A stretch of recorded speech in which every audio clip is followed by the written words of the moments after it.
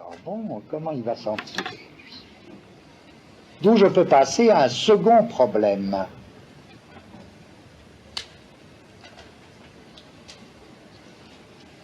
Ah oui, si ça impose, mon second problème, c'est évidemment, il s'enchaîne. C'est, mais après tout, pourquoi est-ce qu'il appelle ça éthique et pas ontologie? Son grand livre, pourquoi il l'appelle éthique au lieu de l'appeler ontologie? Il devrait l'appeler ontologie. Non, il devrait l'appeler éthique. Il a bien fait, sûrement il a bien fait. Il savait ce qu'il faisait, quoi. Il avait une raison pour appeler ça éthique. Donc, si vous voulez, mais ça va être le même problème. Je vous soulage, on repart à zéro. On repart à zéro. On a fini, là, tout un pan, les 2 dernières fois, et là, on vient de finir tout un premier pan sur l'ontologie. Je passe à un second pan. Pourquoi est-ce que cette ontologie, Spinoza l'appelle-t-il éthique? Bon. Et là aussi, vous sentez qu'on va tomber en plein dans le problème. Est-ce qu'une éthique, c'est la même chose qu'une morale? Est-ce que ça revient au même? Si ça ne revient pas au même, d'une certaine manière, est-ce que l'éthique, ce ne serait pas la seule manière dont l'ontologie a quelque chose à nous dire sur comment vivre, que faire? Tandis que la morale, c'est pas ça. La morale, peut-être que ça implique toujours, mais il faudrait voir pourquoi. Peut-être est-ce que la morale, ça implique toujours la position de quelque chose qui est supérieur à l'être. Peut-être qu'une morale, c'est indissociable de la position de l'un supérieur à l'être. Au point que si on croit ou si on fait de l'ontologie, l'être en tant qu'être, où l'un, loin d'être supérieur à l'être, est au contraire un dérivé de l'être, sans là, il ne peut plus y avoir exactement de morale. Mais en quoi? Voilà, je voudrais commencer par une histoire qui n'est pas difficile, mais je voudrais la considérer rapidement pour elle-même. Toute la morale, il me semble, toute la morale du XVIIe siècle, non, je dirais de Platon au XVIIe, hein. Qu'est-ce qui a pu se passer après? On verra tout ça. Mes formules, vous les corrigez de vous-même. Depuis longtemps, la morale a consisté d'une certaine manière à nous dire quoi? À nous dire quoi? Eh bien, le mal n'est rien. Le mal n'est rien. Et pourquoi c'était ça, la morale? On ne nous disait pas avant tout fais le bien, on nous disait d'abord le mal n'est rien. Curieux, et qu'est-ce que c'est cet optimisme? Est-ce que c'est de l'optimisme quoi alors quoi? Voilà que les philosophes étaient des espèces d'optimistes béats pour dire le mal n'est rien. Qu'est-ce qu'ils voulaient dire? Il y avait tous les malheurs du monde. Et voilà que ces types, ils continuent à dire le mal n'est rien. Je voudrais donc réfléchir. Là, vous voyez, on repart à zéro. Qu'est-ce qu'ils voulaient dire, tous ces gens qui disaient le mal n'est rien? Depuis Socrate, qui passe son temps à dire ça, mort. Alors que, oui, le malheur était là. Le mal, il a toujours eu 2 formes, le malheur et la méchanceté. Le mal du malheureux et le mal du méchant. Or, ça manquait pas dès les Grecs des méchants et des malheureux. Bien plus que ce qui fait qu'il y a du mal à première vue. Ce qui fait qu'il y a du mal à première vue, c'est que les méchants et les malheureux, c'est pas les mêmes. Tiens, si les méchants et les malheureux c'était les mêmes, en effet, le mal ne serait rien, il se détruirait lui-même. Le scandale, c'est que les méchants ne soient pas forcément malheureux et les malheureux pas forcément méchants. Ça arrive de temps en temps, mais pas assez souvent. En d'autres termes, si les méchants étaient malheureux et les malheureux méchants, le mal se détruirait, il y aurait une auto-suppression du mal. C'est formidable ça. Il y a un auteur qui a beaucoup joué de ça, tardivement. Il a dit, bah non, hein, vous ne pourrez pas faire autrement, la loi du monde, c'est que les méchants soient heureux en tant que méchants, et que les malheureux soient innocents. Il a dit, et c'est ça le mal. Et perdu dans cette vision, il y prit goût. C'est le marquis de Sade. D'où les deux grands titres, n'est-ce pas, des deux grands romans de Sade, c'est les malheurs de la vertu et les prospérités du vice. Il n'y aurait pas de problème du mal si il n'y avait pas une irréductibilité entre le méchant par lui-même heureux et l'innocent par lui-même malheureux. Car c'est sa vertu qui ne cesse de rendre Juliette, c'est Juliette la gentille, hein, qui ne cesse de rendre Juliette malheureuse. Et Justine, non, c'est la méchante Justine. D'accord, bon. C'est pas par hasard que Socrate, lui, déjà dans les dialogues platoniciens, ne cesse de se lancer dans une série de propositions qui, à première vue, nous paraissent débiles, et qui consistent à dire, dans le fond des choses, le méchant est fondamentalement malheureux, et le vertueux est fondamentalement heureux. Bien sûr, ça ne se voit pas. Ça se voit pas. Ça ne se voit pas, mais il dit, je vais vous le démontrer. Tiens, il va le démontrer. Bon, je précise pourquoi je fais cette longue parenthèse, alors aussi un peu débile. C'est pour vous faire sentir que d'une certaine manière, il ne faut pas prendre les gens pour des crétins. Je veux dire, ce serait ça mon appel. Et que quand des philosophes très sérieux disent le mal n'est rien, seul le méchant est malheureux, ils ont peut-être une idée très bizarre derrière la tête, et une idée telle que ils sont ravis si on leur dit mais t'es un rêveur. Peut-être qu'on se trompe sur leur entreprise, peut-être qu'au moment même où ils disent ça, ils sont très singulièrement diaboliques, hein, parce qu'on ne peut pas penser que Socrate il croit à son truc. Il ne croit pas comme ça, il ne croit pas que les méchants soient malheureux en tant que méchants. Il sait bien que ça ne se passe pas comme ça. Donc ma question, c'est pour ça que je dis, si on ne prend pas Socrate pour un idiot, on va se dire, mais pourquoi il nous dit ça? Dans quelle entreprise il est pour nous dire ça, alors que manifestement, c'est pas comme ça.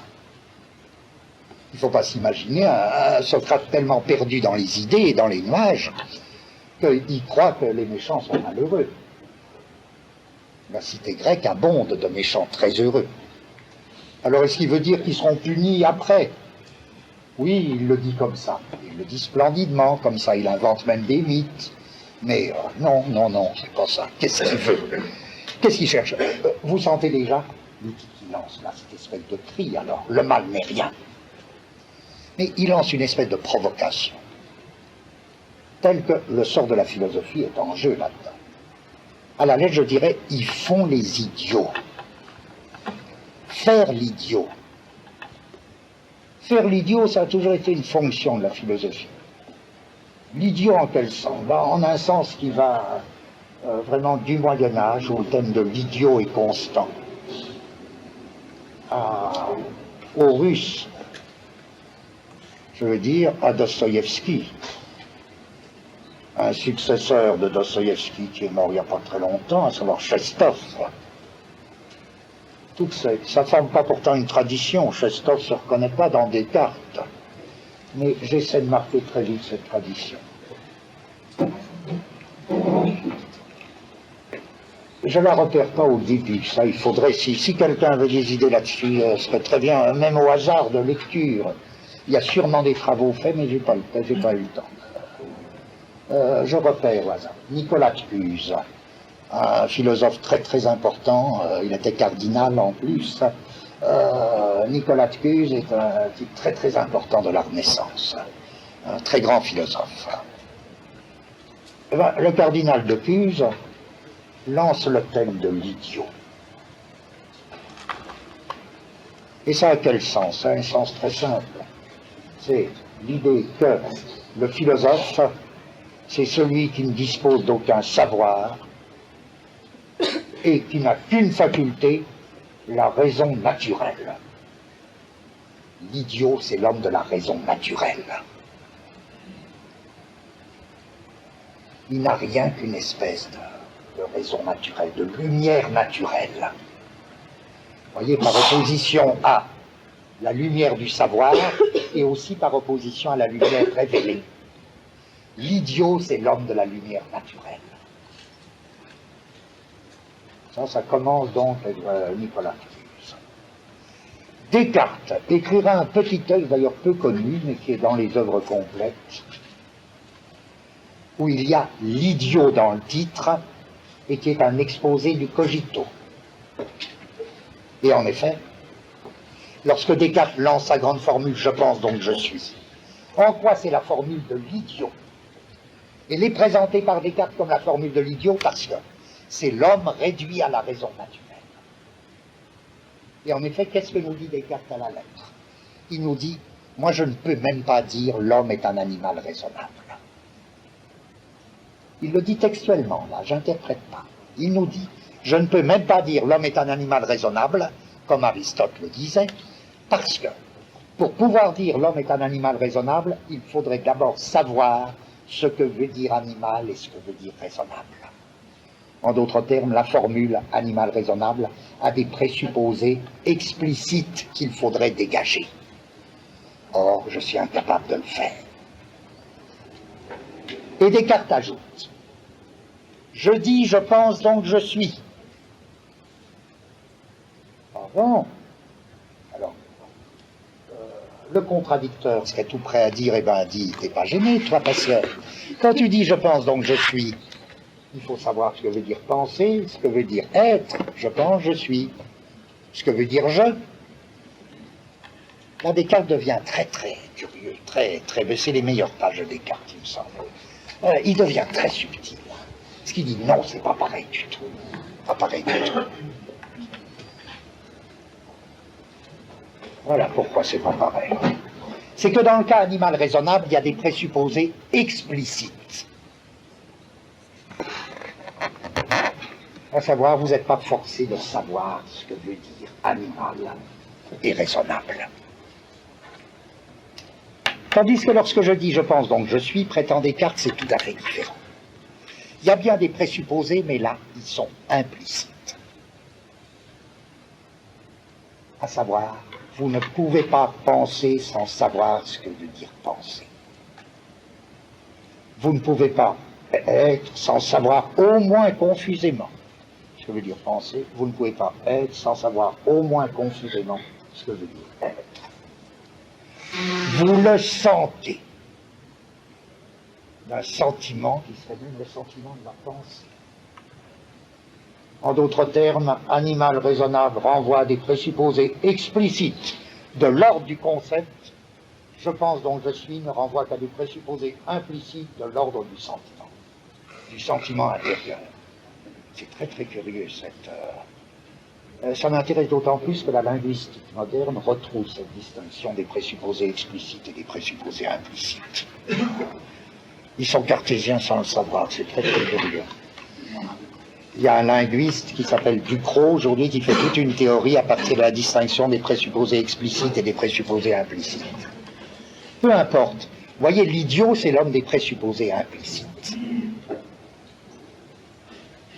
C'est ça, la raison comme fonction naturelle. La raison naturelle. Vous ne pouvez pas penser sans savoir ce que veut dire penser, même confusément. Donc vous n'avez pas à vous expliquer. Descartes dit, j'ai pas à expliquer ce que veut dire. Je pense donc je suis, chacun l'expérimente en lui-même. Tandis que ce que veut dire animal est raisonnable, ça, c'est écrit dans les livres. Et l'idiot s'oppose à l'homme des livres. L'homme de la raison naturelle s'oppose à l'homme de la raison savante. Si bien que le cogito sera l'énoncé de l'idiot.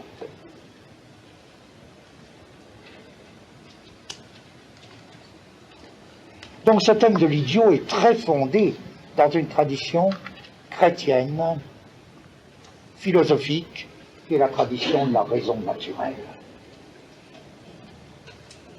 Alors là, par quel biais? Puis il a continué dans tout l'Occident. Il appartient bien à la tradition occidentale. par quel biais est-ce qu'il émigre en Russie pour être poussé au paroxysme et pour prendre une nouvelle allure.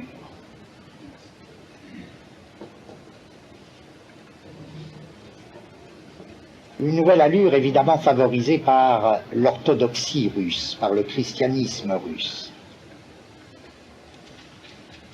Là donc j'ai toutes sortes de maillons qui me manquent sur la comparaison entre le thème de l'idiot russe et de... puisque l'idiot est une figure de la littérature russe vraiment fondamentale, pas seulement chez Dostoïevski. Et là aussi, d'une certaine manière, le personnage de Dostoïevski, que Dostoïevski appellera l'idiot, précisément, lui, il est beaucoup plus dramatique que l'idiot de Descartes, bien sûr, sa maladie, etc. Mais il a gardé quelque chose de ça. La puissance de la raison naturelle réduite à soi. Tellement réduite à soi qu'elle est malade. Et pourtant, elle a gardé les éclairs. Le prince, l'idiot, il ne sait rien. Mais c'est l'homme des présupposés implicites qui comprend tout.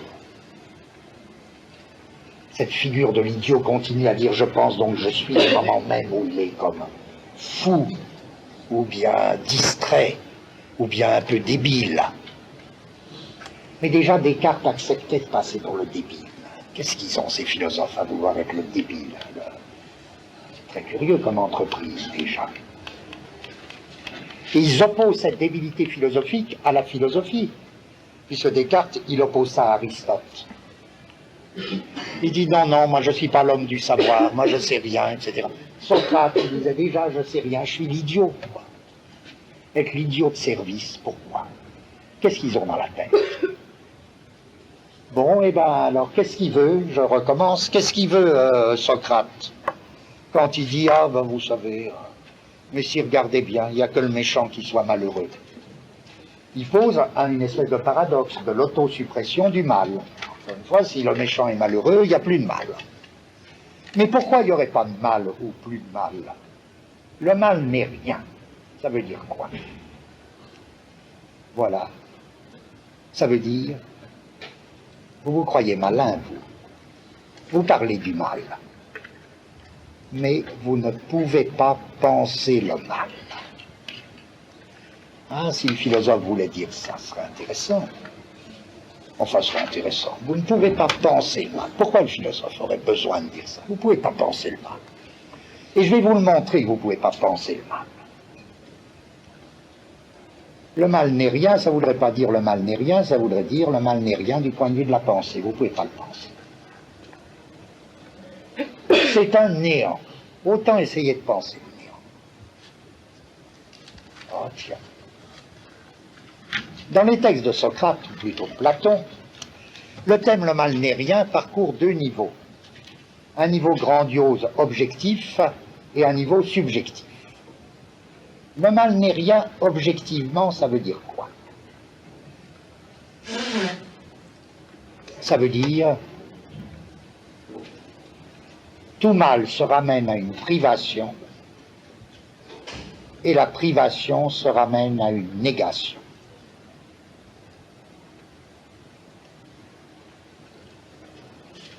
Donc, le mal, ce n'est rien. C'est une pure négation. Le mal n'est pas. En effet, il n'y a pas d'être du négatif. Il n'y a pas d'être du négatif. Voilà, c'est très simple. Ça s'accompagne de... C'est très simple et très difficile en même temps. Cette réduction, vous comprenez, du mal, ou de la contradiction, si vous voulez, à la privation, et de la privation à la simple négation. Bon, supposons qu'il fasse ça, il développe cette thèse-là. Et subjectivement, le mal n'est rien, ça veut dire quoi? Ben, subjectivement, ça veut dire, et là Socrate alors développe tout son talent, il dit, ben oui, écoutez, hein, je vais vous le montrer par les dialogues.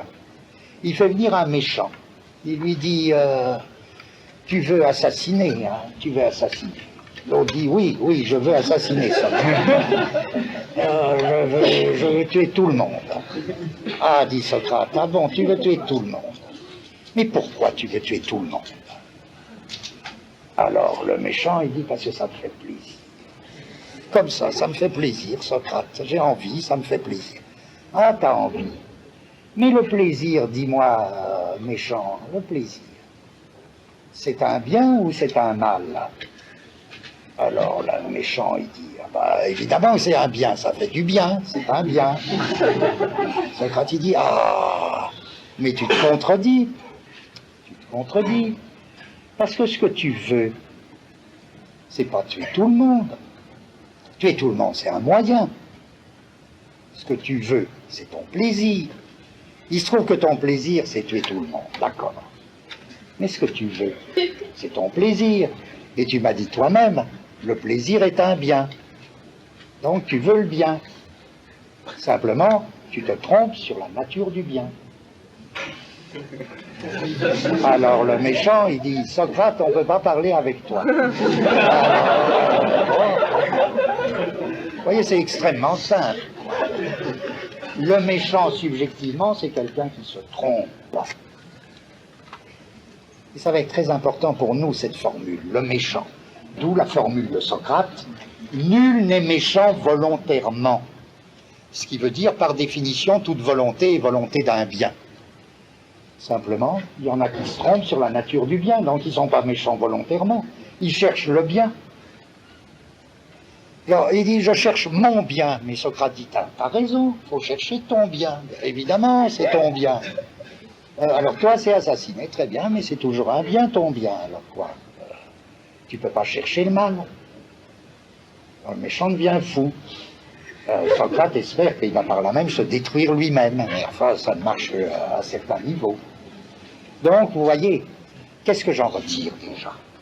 C'est que cette philosophie-là, qui nous dit le mal n'est rien, qui nous le dit sur deux modes, sur deux registres, objectivement, le mal est pure négation, il n'y a pas d'être du négatif. Et qui nous le dit subjectivement, vous ne pouvez pas vouloir le mal parce que c'est contradictoire. Vous ne pouvez vouloir qu'un bien. Nul n'est méchant volontairement. Qu'est-ce qu'ils font? Ils pataugent déjà dans quoi, ces philosophes? Non, pas pataugent, ils sont déjà dans quel élément? Ils sont dans l'élément du jugement. En effet, le méchant, c'est celui qui juge mal. Toute la philosophie va être rapportée au système du jugement. Et c'est peut-être ça que la philosophie a inventé d'abord. Même si ça devait être ruineux, catastrophique, je ne sais pas, là, je ne fais aucun jugement de valeur. Je crois que la philosophie est née avec un système du jugement. Et le méchant, c'est celui qui juge mal. Et le philosophe, il est peut-être idiot, mais il est bon parce qu'il prétend juger bien. Supposons, j'en suis loin encore d'arriver à dire ce que je voudrais vous faire sentir. Il faut tellement de mots pour arriver à un petit sentiment minuscule. Bon, qu'est-ce que ça veut dire? Ça, la philosophie serait et se confondrait avec la constitution d'un système du jugement. Ça a été peut-être pour le meilleur et pour le pire. C'est peut-être ça qu'ensuite certains philosophes ont essayé de secouer et d'y échapper à la philosophie comme système du jugement.